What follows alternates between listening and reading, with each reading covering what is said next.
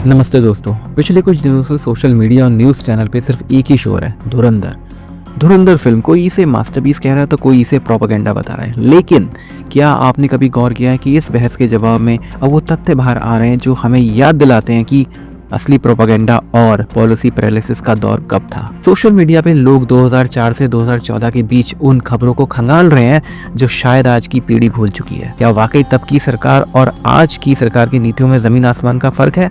आज के इस वीडियो में हम किसी फिल्म की नहीं बल्कि उन कड़वे आंकड़ों और बयानों की बात करेंगे जो इतिहास के पन्नों में दर्ज है। चलिए शुरू करते हैं। बात शुरू करते हैं 28 सितंबर 2013 की। तत्कालीन प्रधानमंत्री डॉक्टर मनमोहन सिंह अमेरिका के दौरे पर थे और व्हाइट हाउस में बराक ओबामा का राज था। उस यात्रा के दौरान एक ऐसी बात हुई जिसने भारत की ग्लोबल इमेज को हिला के रख दिया था। बराक ओबामा ने बयान दिया कि वे पाकिस्तान के तत्कालीन पीएम नवाज शरीफ से बात करेंगे कि आतंकवादी गुटों पर कार्रवाई करना पाकिस्तान के हित में है। अब जरा सोचिए, एक संप्रभु राष्ट्र के तौर पर यह हमारी विदेश नीति का सबसे बड़ा सेटबैक माना गया। पाकिस्तान और हमारे बीच आतंकवाद का मुद्दा 1 to 1 होना चाहिए था, लेकिन मैसेज इससे क्या गया कि भारत अपने हित की बात सीधे कहने के बजाय अमेरिका को मैसेंजर बना रहा है।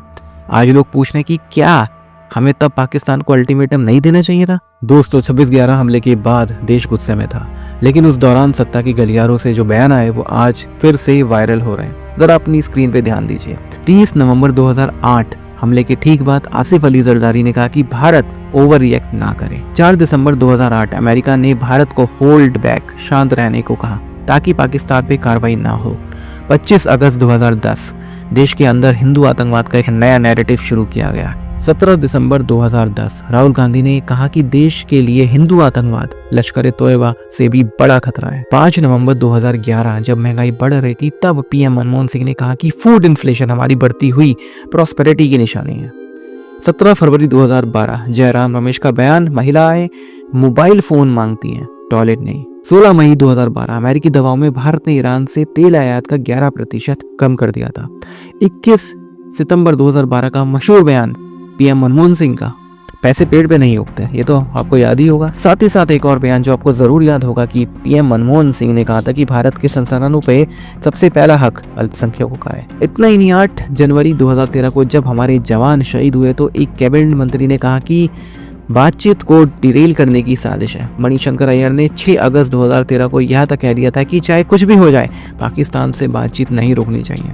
और सबसे हैरान करने वाला बयान तत्कालीन गृह मंत्री सुशील कुमार शिंदे का था 20 जनवरी 2013 को, जिन्होंने आरएसएस और बीजेपी पे आतंकी ट्रेनिंग का आरोप लगाया, जिसका अगले ही दिन आतंकवादी हफीज सईद ने भी स्वागत किया था और उसने ये बात बोल दी थी कि भाई देखो, ये तो भारत के अपने ही आतंकवादी हैं जो भारत पे हमला करते हैं और हमें तो बेकार में फंसाया जा रहा है। तो कितना ज़्यादा गलत नैरेटिव बनाया कांग्रेस के लोगों ने और जिसका फ़ायदा उठाया हाफिज सईद जैसे लोगों ने। 2009 से 2014 के बीच एक शब्द बहुत ही मशहूर था, पॉलिसी पैरालिसिस। इसका मतलब था कि सरकार के बड़े फैसले लेने में असमर्थ था। कोयला घोटाला 2012 कैग की रिपोर्ट के मुताबिक बिना नीलामी के ब्लॉक आवंटन से देश को 1.86 लाख करोड़ का नुकसान हुआ था। नतीजा, हमारे पावर प्लांट बंद होने की कगार पे थे और इंडस्ट्रियल प्रोडक्शन 0 हो गया था। 2G घोटाला, जहां दुनिया 4G की तरफ बढ़ रही थी वहीं भारत में सुप्रीम कोर्ट ने 122 लाइसेंस रद्द कर दिए थे। नॉर्वे और अमीरात की कंपनियों का भरोसा भारत से उठ गया था और हम डिजिटल रेवोल्यूशन में पिछड़ गए थे।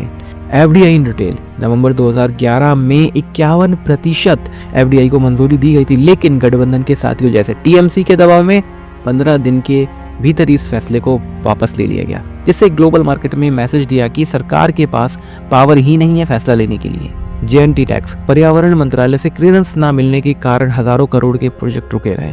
उस समय फाइलों को दबाने के आरोप भी लगे और जेएनटी टैक्स, ये नाम भी आपने उस समय जरूर सुना होगा। नतीजा ये हुआ कि 2013 तक भारत को फ्रेजाइल 5, दुनिया की 5 सबसे कमजोर अर्थव्यवस्थाओं में डाल दिया गया। रुपया ऐतिहासिक रूप से गिर गया और यह सब तब हुआ जब दुनिया में कोई मंदी नहीं थी और भारत में एक अर्थशास्त्री प्रधानमंत्री था, डॉक्टर मनमोहन सिंह। अब आते हैं आज पर, मार्च 2026। आज की सरकार और आज के प्राइम मिनिस्टर की नीतियों की बात करते हैं। पूरी दुनिया युद्ध के साए में है।